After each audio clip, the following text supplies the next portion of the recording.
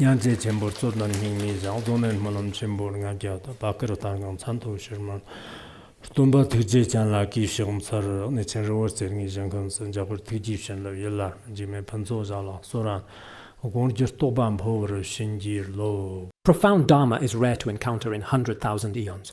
Now that I am able to see, hear, receive and uphold it, may I understand the true meaning of the Tathagata. In order to liberate all sentient beings, let us all give rise to the unsurpassable bodhicitta. Today I am going to talk to everyone about the merits of praying to the great spiritual Guru Padmasambhava, because Guru Padmasambhava, the Venerable, as everyone well knows, is the very embodiment of the enlightened body, speech and mind of all Buddhas of the past, present and future, united as one singular wisdom deity.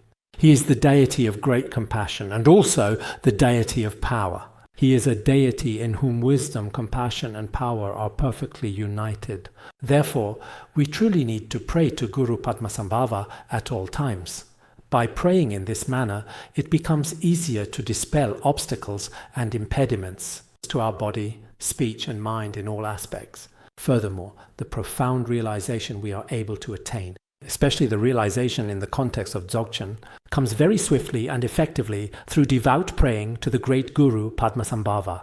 Therefore, among the many great masters of the past, it is said, those who have attained profound realization through the practice of Vajrayana, almost all of them achieved significant accomplishment by diligently practicing Guru Padmasambhava. So, I truly think today, on the one hand, perhaps generally speaking, the true power of Guru Padmasambhava's aspirations and his ability to care for all beings, indeed no matter who prays to him, will, in a very short period of time, receive some clear and unmistakable signs of blessing or accomplishment. There is absolutely no doubt about this at all whatsoever. I myself, from a very young age, even when the circumstances were very poor, I may have mentioned before, when I was herding yaks, I had a special Tibetan book called A Brief Biography of Guru Padmasambhava, and I would recite it, chanting it. Later on, when I wanted to become a monk and study, many of the necessary conditions had already come together. Perhaps there were other causes and conditions as well. But I personally believe that praying to Guru Rinpoche is extremely important for me to have my wishes fulfilled. The practice of Guru Padmasambhava includes both peaceful and wrathful practices, encompassing a broad spectrum of spiritual disciplines. Some of the serene and peaceful methods of practice were thoroughly discussed before when I extensively talked about the profound 7-line prayer, and also when I spoke about revealing the path of liberation, which are both significant and foundational teachings. Many Guru Yoga practices also include his methods, and when we discussed the words of my perfect teacher, some of these were also mentioned. As for the wrathful practices, in the terma, Treasures of Various Tertones, there are indeed many different versions. Some wrathful Padmasambhava practices are especially extensive. In the ritual texts we use for major practices now, there are at least several hundred, even thousands of pages. When practicing, some are done over 7 days, some over 3 days. If we are to practice these temporarily now, on the one hand, there is no readily available Chinese translation, and on the other hand, its widespread tradition, including the various kinds of offerings that were made, are extremely complex. In many monasteries in the past, the extensive wrathful Padmasambhava practices were indeed performed, and can be found in the works of various great masters. However, in this degenerate age, if we want to practice these, there are certain difficulties. So I think that the really very much easier practice to do indeed is the one composed by His Holiness Jigme Phuntsok Rinpoche. His wrathful Padmasambhava practice comes in 2 forms. One is a very simple version of it, a more basic one, which is among the practices we have discussed before. And the other is the practice of Dorje Drolo, which is also a wrathful Padmasambhava practice. But these 2 practices are slightly different. So today, I would like to give everyone a brief oral transmission and introduce it briefly in terms of its wording. I encourage everyone every year to practice a bit of your own wrathful yidam, the Padmasambhava practice. Why is this actually? Because in this degenerate age, there are many non-human beings and demonic forces, and they are quite rampant indeed. If we use only peaceful methods, such as reciting Avalokiteshvara's mantra or cultivating bodhicitta, it might work, but sometimes the effect is not very obvious. Therefore, we effectively utilize the wrathful Padmasambhava practice, truly fighting poison with poison. In this particular way, the resulting effect is very clearly apparent and profound.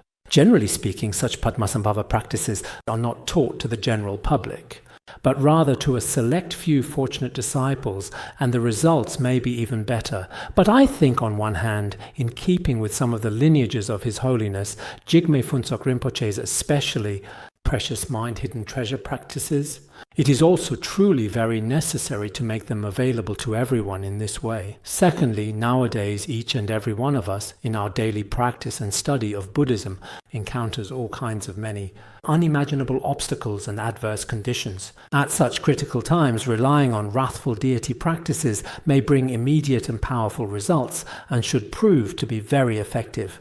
In the past, every single year, including myself, sometimes it truly seems that these significant hurdles are very hard to get over.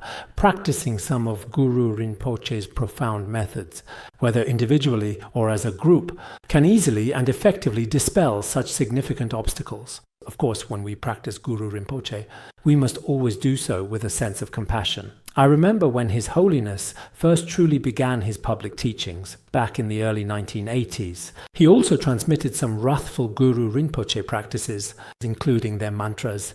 I remember at that time there was a couple from Chongqing. Our old Dharma friends probably all know them very well. Back then, when he had just started his spiritual journey, he requested the wrathful Guru Rinpoche mantra from His Holiness, and His Holiness explained. After explaining, later he once came to my home. It wasn't like it is now. At that time, whoever came, my courtyard didn't have a gate, it was open. At that time he said, "Now, when I practice the wrathful Guru Rinpoche, the responses are quite strong. I've accomplished the practice." How do you know you've accomplished it? Now, I use a very stern, indeed, a very intense anger to start reciting that powerful mantra. As a direct result, I feel as if my numerous enemies are being utterly smashed to pieces. I said, practicing like this is definitely not right. You shouldn't use anger to practice this subjugation method. Later, I think I accidentally mentioned this to His Holiness as well. His Holiness also criticized this in class, saying that practicing with anger is not right. For example, if I have an adversarial person, someone who is against me, or some non-human being is harming me, and I want to use Guru Rinpoche to take revenge on them, to get back at them. If you practice in this particular way, it means your fundamental motivation is already quite wrong. So this kind of motivation is absolutely unacceptable. Each of us might have someone you dislike, or someone who creates obstacles for you. There are such people. But you cannot use them as the object of your practice. So what should you do then? Because in each of our own mind streams, including myself, there are actually some demonic forces of discursive thoughts, which in fact can be destroyed by the wrathful Vajra aspect of Guru Rinpoche, with the powerful and fierce conditions he embodies. Whether it's the anger in your mind stream, or greed, or ignorance, when these are very strong and quite destructive, they are also a kind of wrathful non-human manifestation. If you use the innate wisdom and awareness of Guru Padmasambhava, and if you practice diligently with this, then it can truly pierce through everything. So generally speaking, for example, the wrathful practice of Guru Rinpoche is a profound and significant teaching. It can deal with both outer and inner obstacles, such as external obstacles, including the four primary elements of earth, water, fire, and wind, interpersonal conflicts between people, or sudden challenges that may arise unexpectedly, harm caused by humans or other non-human beings, and so on. These are generally considered external obstacles. Now, this truly significant Guru Rinpoche practice can dispel all these various obstacles. If the obstacles are internal, we often experience various mental afflictions, such as disturbing emotions, profound delusions, debilitating fear, all kinds of pervasive hesitation and deep-seated doubt, various forms of intense grief, and so on. These challenging states can also be effectively dispelled through the dedicated practice of Guru Rinpoche. If there are any secret or esoteric obstacles, what is the greatest attachment on the secret level? It is what we call profound ignorance, the ignorance of not truly recognizing the fundamental true nature of reality. Once ignorance arises, the deluded thoughts of desire, anger, and ignorance become very strong. This intensity is very much like a wrathful manifestation, a particularly terrifying host of demons. If viewed from the negative side, it is an especially frightening and coarse image. If viewed from the positive side, as the truly profound innate wisdom of the Vajra awareness, It is actually the true nature of the wrathful, truly great Guru Rinpoche. Relying on the wisdom sword of the wrathful Guru Rinpoche, one can effectively cut through or deeply pierce the coarse, external and truly demonic forms of ignorant, dualistic thoughts. Then everything, absolutely everything, will be completely wiped out. There will be tremendous benefit. So I think when many of us truly practice, if we go a bit deeper into our spiritual practice, we should fully understand that all external perceived demons may appear extremely terrifying and truly dreadful to our minds and senses, with a particularly unapproachable and fierce appearance that we are often unwilling to accept. However, if you truly recognize the inner state of your own mind, once the mind becomes calm and settled, the entire world becomes peaceful as well. So this is truly the most thorough and the most profound, the very fierce and powerful essence of Guru Rinpoche. Therefore, in our daily practice, we should always remember this profound teaching. Of course, when we engage in the profound wrathful practices of Guru Rinpoche, just as meticulously described in our sacred sadhanas, he is indeed depicted as powerfully trampling upon both male and female demonic figures, firmly grasping a diverse array of formidable weapons in his hands. However, in reality, this vivid and striking imagery is merely a symbolic representation, not a literal portrayal of events or beings. On the inner level, it is truly the marvelous and profound function of our innate wisdom, a deep understanding that guides us. Therefore, when we engage in our spiritual practice, it is absolutely essential that we never harbor feelings of anger or resentment within our hearts, nor this kind of wrathfulness, even within ourselves, thinking, Guru Rinpoche is angry, so I am angry too. Just like that lay practitioner from Chongqing mentioned earlier, now I am practicing with anger, so I must be doing it right. This kind of thinking is a mistaken way of practicing. It also does not align with the true essence of Buddhism. So I truly think that in our very process of practice, we must absolutely have at least one crucial fundamental premise: to recognize that in this world, all these terrifying terrors and malevolent demons, all these significant obstacles and truly adverse conditions, whether they appear before you in human form or non-human form, in the form of illness or disease, or even if you cannot see them with your eyes or cannot truly touch them with your mind, but they are still incredibly powerful and formidable obstacles. At such challenging times, we humbly pray to the revered Guru Padmasambhava, who effectively subdues these hindrances with a fierce and wrathful appearance. If you also find it difficult to accept the wrathful form, because generally the methods of subjugation and union practices seem to be hard for ordinary people to accept, in such cases you can recite Guru Rinpoche's heart mantra more often and frequently chant the 7-line prayer. We also mentioned this in Journey to the West, Memoirs, and His Holiness Jigme Phuntsok Rinpoche also talked about this in Guru Rinpoche's Pith Instructions. At that time, His Holiness Jigme Phuntsok Rinpoche was in Boston. Was it Boston or New York? It was Boston, wasn't it? It was in that talk, a discussion on Guru Padmasambhava, where this was mentioned. His Holiness told that there were several different, probably more than a dozen, epithets of Guru Rinpoche. Among them were the revered Lion's Roar Guru, the compassionate loving wisdom Guru, the enlightened Padmasambhava, and many other significant figures. I remember that Dilgo Khyentse Rinpoche even composed a special supplication prayer for the different names of Guru Padmasambhava. When it's convenient in the future, even though there's no formal transmission, I can still translate it for everyone. Guru Rinpoche truly does manifest in different ways, with different names and different forms to greatly benefit countless sentient beings. So each and every one of us should, as I've mentioned before, this is just my own experience, and maybe it won't resonate with all of you, because everyone's individual capacity and personal inclinations are truly different. But truly, if you have an image of Guru Rinpoche on your person or his sacred mantra in this particular way, it is definitely the very best kind of protective amulet.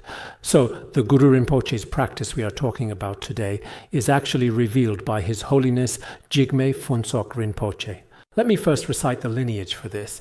Strictly speaking, one should first receive the empowerment of the Wrathful Guru Rinpoche. But this empowerment of the Wrathful Guru Rinpoche is very profound. Right now, I might not quite dare to do it, because there are all kinds of people here. But as for this practice, you can practice it with the external method or the internal method. So today I will recite the general external method's transmission. After giving the precious oral transmission of this practice, I will briefly explain the literal meaning. Then perhaps we can all collectively recite it together just once as a unified group practice. In this particular way, it may dispel many obstacles for our institute and for individuals, including many adverse conditions at our Dharma center. Last year or the year before, I also mentioned this to everyone. No matter whether I am here in the future or not, each of you should recite more often this wrathful Guru Rinpoche practice. Among the liturgies of His Holiness, I have also transmitted a portion of them. But perhaps, as you may have noticed, the practice I treasure most is the Wrathful Guru Rinpoche practice. This is closely related to one's own practice and also has some spiritual connection and response. Because each person for themselves, for example, if I take this medicine and it works well, I will do my best to recommend others to try it too. But if I haven't experienced any effect myself, then recommending it to others doesn't have meaning. However, I was concerned because this Dharma practice is very profound, including its empowerment, which is also very deep. But later, after thinking about it for a long time and observing various signs in myself, in the end, there was really no other way at the time. So for people outside, I use the internet to give them a simple explanation, including its specific empowerment, as well as another empowerment of body, speech, and mind from Guru Padmasambhava. These are done yearly. This year, I will recite this important transmission for everyone present. Guru Chakbu Driptabnum, Kunde Tamjil Domane, Marti Katal Nanyali, Rigbachili Nyamper, running Guru Chakbu, no Marpo Jarti Sherni Pa. Chrir Dorji Namkar Shera, Yomber Dingsum Tukaran Zana, Jani, Rajap Humur Tang, Kartam Yang Sertavik. The true Chernum Kolarzo, Ishime Pum Barbi, we, Cho Chom, Sun Cha Chartaram Bev, Dupon Jombir Kurr, Sir, Taken Yertan Home Tar, Hometown Tar, Nerdim Chanvi, Ye, so Kur, Ner, De, Tonson, Yojan, Gur, Namto, Deduk Mamit, Gur, Artsing Namo Bangava, de Home Pat, Samye Chok the Lepa, Virtue, Ditty Honum, Ger, Chokton, Mucho Guntup, Ger, Padmi Mangam Tartig, the Garden Nyanga with Re, Shimjo, Dutti, Niense, Sningo, Nam Chaparasho, Samaya, Yer. Next, I will proceed to discuss about this significant lineage of His Holiness in more detail. His Holiness' practice of the wrathful Guru Padmasambhava, in fact, it should be considered to be from the time when His Holiness, in the year 1989, went to give teachings at the prestigious Advanced Buddhist Institute in Beijing, and later went to Lhasa, to Samye, and to Samye Chimphu. On the way, he encountered a powerful demoness. This significant event is also specifically mentioned in the biography I wrote some time before, and it should also be in the extensive biography of His Holiness. At that particular time, there was some significant interference from some mischievous demonesses. After the interference, His Holiness specifically performed this practice, manifesting himself in the wrathful form of Guru Padmasambhava, and then completely subdued her.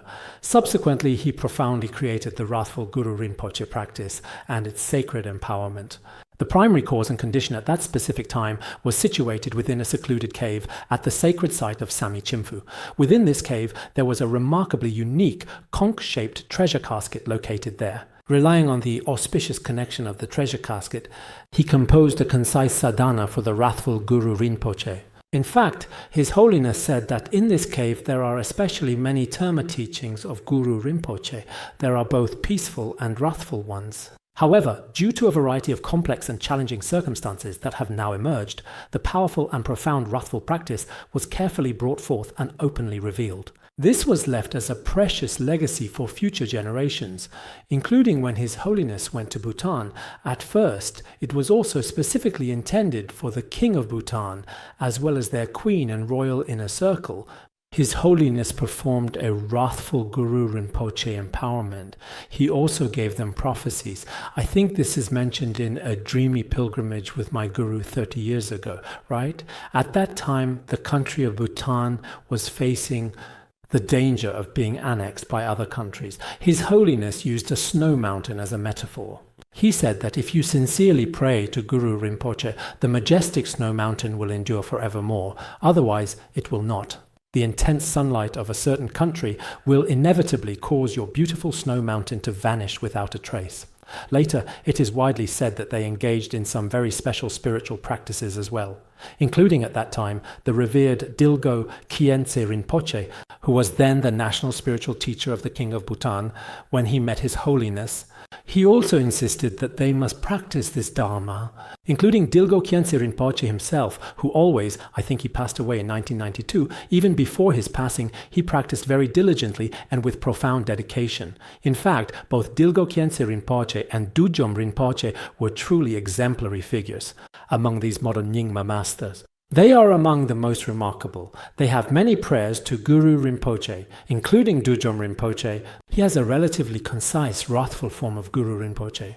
This is exactly the same as the sacred tiger's nest terma of His Holiness, the revered spiritual leader. It is also the Dorje Drolo form. The only difference is that what he holds is not an iron scorpion. It should be one sacred and powerful ritual Vajra scepter.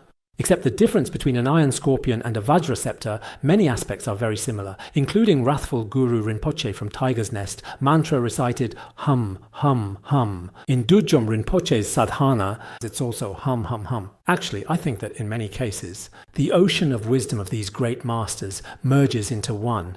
It's just that in front of disciples with different karmic connections, they manifest specific lineages and sadhanas. So later, His Holiness also, after giving a prophecy to the King of Bhutan at that time, went to the Tiger's Nest the next day. At the Tiger's Nest, he revealed the sadhana of the wrathful Guru Rinpoche, a short one. At that time, it was also said that originally, in that context, there were about 12 volumes of Guru Rinpoche's terma teachings, which is quite a lot. But in order not to disrupt the interdependent conditions, he also revealed the concise sadhana of Guru Rinpoche from the Tiger's Nest. In this very way indeed. During our practice, I look at this and wonder whose it is, whether it belongs to a Khenpo or someone else. You see, the practice is actually quite diligent. He kept reciting it so much that the edges are already worn out. Today, there was a rather sudden inspection. This particular one has probably been recited quite often and continuously indeed. I've mentioned this a few times before. So as for me, allow me to briefly and clearly explain the literal meaning of this to everyone present. When he practices the wrathful Guru Rinpoche sadhana, first, regarding all existing phenomena encompassed by the entirety of samsara and the cycle of nirvana, from beginning to end they are all unborn and of empty nature. In their originally pure state, one first visualizes that all phenomena encompassed by samsara and nirvana transform into emptiness. This is explained when discussing the three samadhis, and it is of primary importance. Everything transforms into emptiness. There are various methods of visualization within emptiness. During the generation stage, one visualizes the seed syllable. One may visualize the moon disk, the sun disk, and so on. Many methods.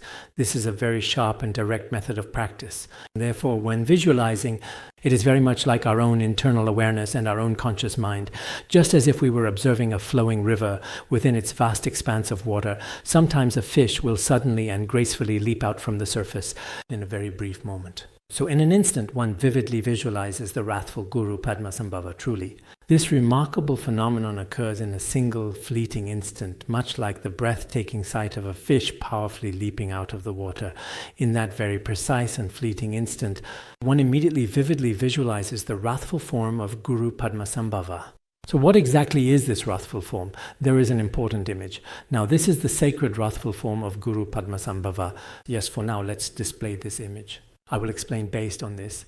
You can look at the sadhana and the image at the same time. What does this image look like? It has one face and two arms. Sometimes the wrathful form of Guru Rinpoche also appears with one face and four arms. This is also mentioned in the autobiography of Dujom Rinpoche.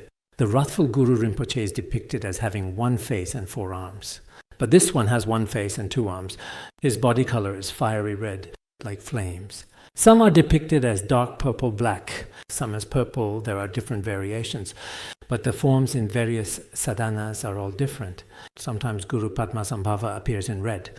It's just like many of us now, wearing black today and red tomorrow.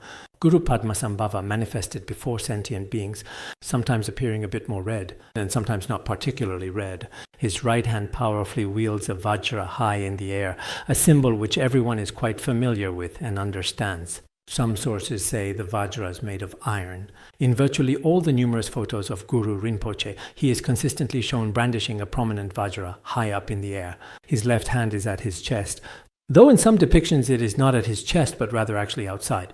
What exactly is he holding? He is indeed holding a scorpion.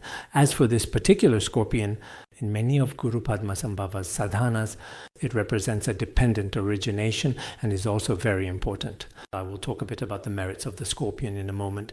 This particular scorpion is actually an iron scorpion. It is a specific type of scorpion that is entirely made of iron. So it is unlike what many people nowadays think about the various 9-headed iron scorpions sold online. There are many iron scorpions. It is a powerful protective ritual object, specifically an iron scorpion. Then his 2 feet are stepping on malevolent male and female demonic figures. If it is in the practice of Dorje Drolo, he rides a wild and ferocious tigress, a female tiger. This wrathful Vajra being is powerfully stepping on male and female demons. His posture is settled in a magnificently proud dancing manner, displaying supreme confidence. His entire body is adorned with the 11 types of charnel ground ornaments and the 8 bone ornaments, all perfectly complete on his body. He is surrounded by a wisdom fire. Around him you can see so many flames. Within the intensely burning flames, there are many wrathful minor deities, as well as all kinds of potent weapons. Some of these formidable armaments are distinctly identified as dangerous evil scorpions. All of these entities, both the deities and the weapons, are inherently of the very nature of fire, and are especially blazing hot. They fall like a gentle rain cascading down. Because you yourself have visualized yourself as a wrathful deity, and as you continually recite the sacred mantra, your entire being gradually transforms into many vibrant dancing flames. And within the flames, all sorts of things appear, such as vajras, blades, and all kinds of various weapons, including evil scorpions and the like.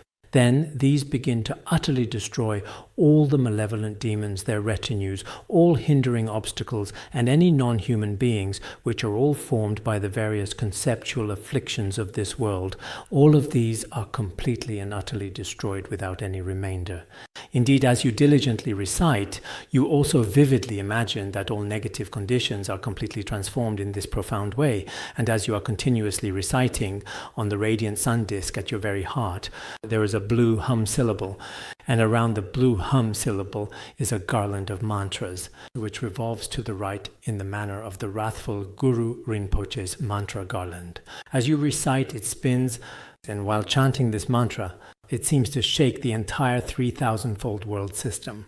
At this precise moment, all the demons and obstacles that arise from your conceptual and deluded thoughts are all completely annihilated, all turn into mere empty names, and all vanish without a trace. Recite within this kind of visualization. Just keep reciting this. In a moment, we will also recite it together. If you recite in this way, reciting such a powerful mantra, you will overcome all obstacles and demonic forces, and also attain both uncommon and common siddhis, which are supreme spiritual and ordinary accomplishments. Among Guru Rinpoche's most profound essential pith instructions, this is indeed the deepest one.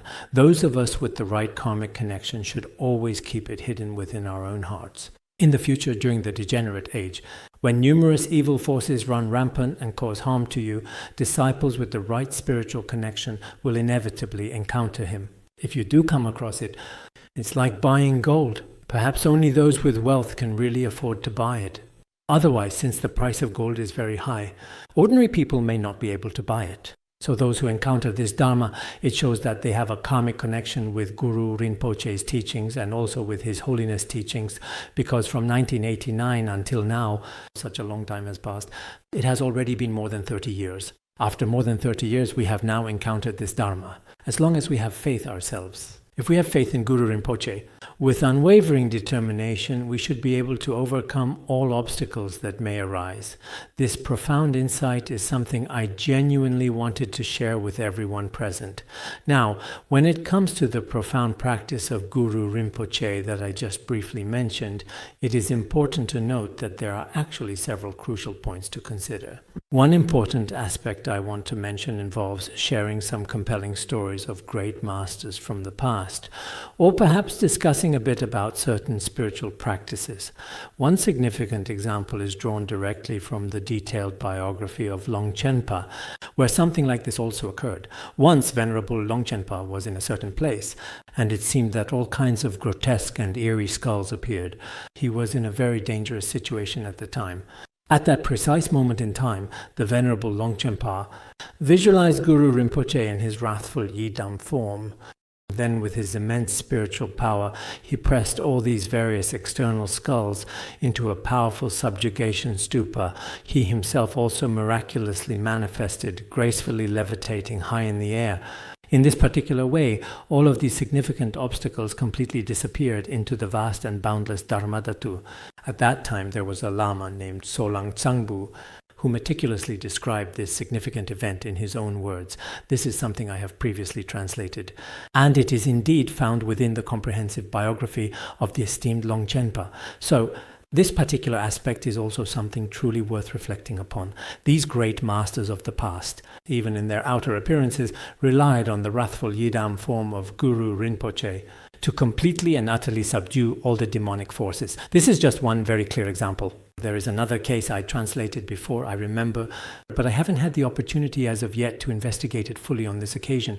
It should be clearly documented and recorded in the autobiography of the first Dujom Rinpoche. It seems that when he was just 6 years old, one time something extraordinary and mystical suddenly appeared in the bright sky. There was a mysterious person riding on top of a 9-headed iron scorpion very majestically with great power. He came directly before Dujom Rinpoche and said that Guru Rinpoche himself requested that you should clearly and consistently visualize your body as an iron scorpion for a very long period of time.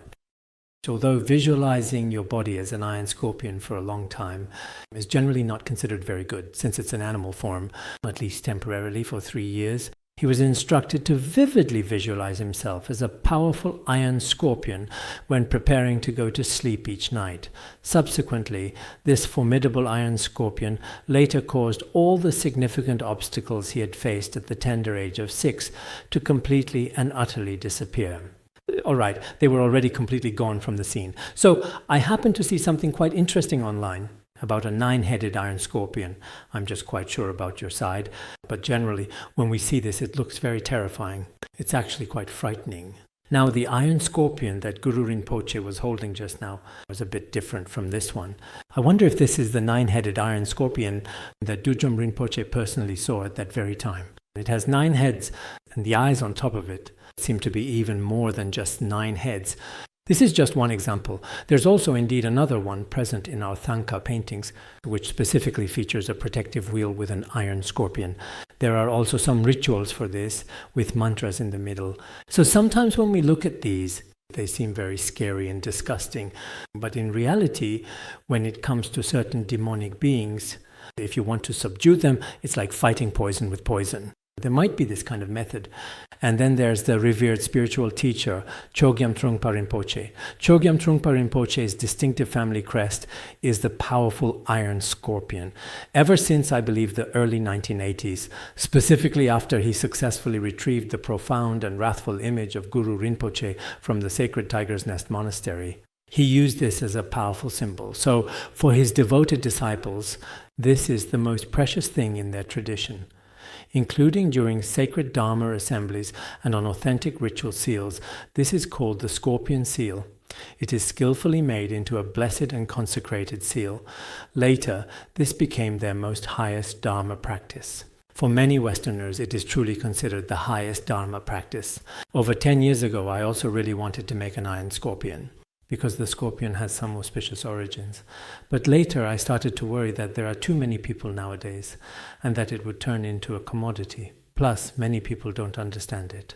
Because nowadays, when it comes to Tibetan Buddhism, some of our actions are subject to all kinds of slander. Some of it is reasonable, some of it is not. Especially the principles of Vajrayana. Those who don't understand might have such views. So in the future, everyone is also thinking about this, because in the wrathful practices of Guru Rinpoche, the iron scorpion is a very important karmic connection and a significant symbol. Because sometimes when practicing wrathful deities, many iron scorpions may appear in one's mouth or throughout one's body and then destroy the host of demons. Sometimes this is a kind of karmic condition, a profound and intricate connection. Relying upon this particular condition, one can most effectively subdue some external, extremely powerful demonic forces. There are indeed remarkable cases like this as well, demonstrating their undeniable existence and profound impact. So, this is also something truly significant we absolutely need to carefully consider.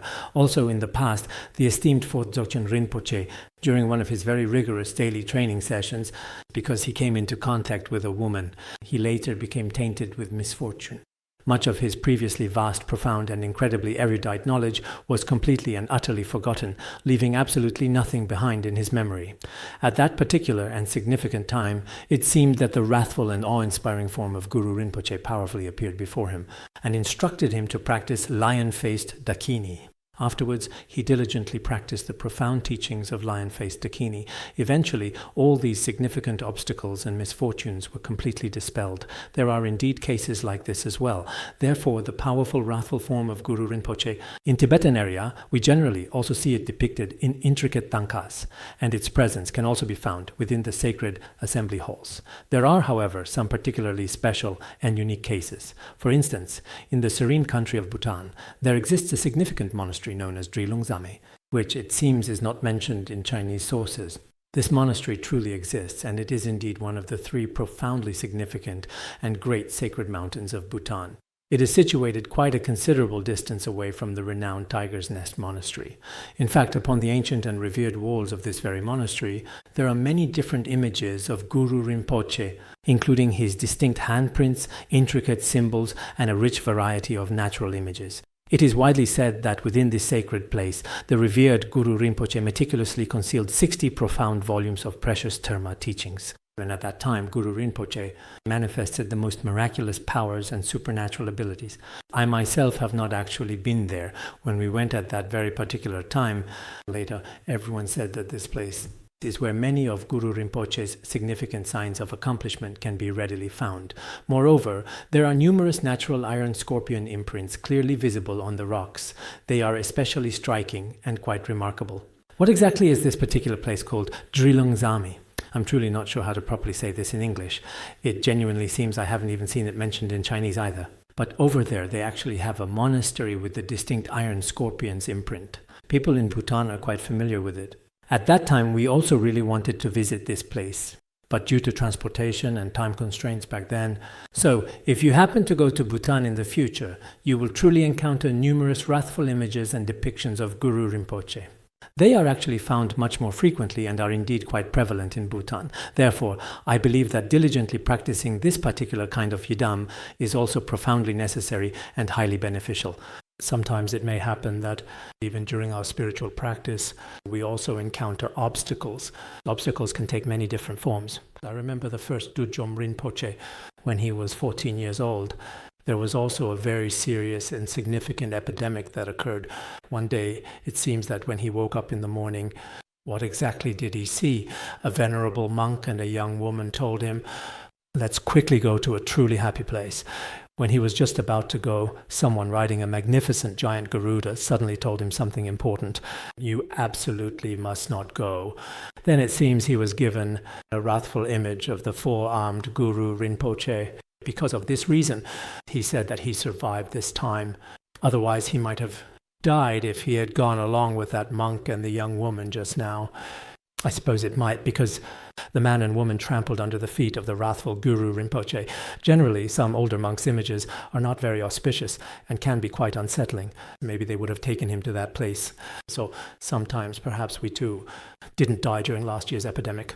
It also might because we practiced wrathful Guru Rinpoche.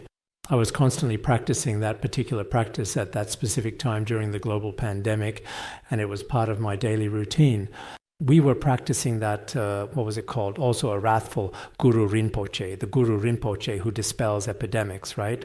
it was also Guru Rinpoche.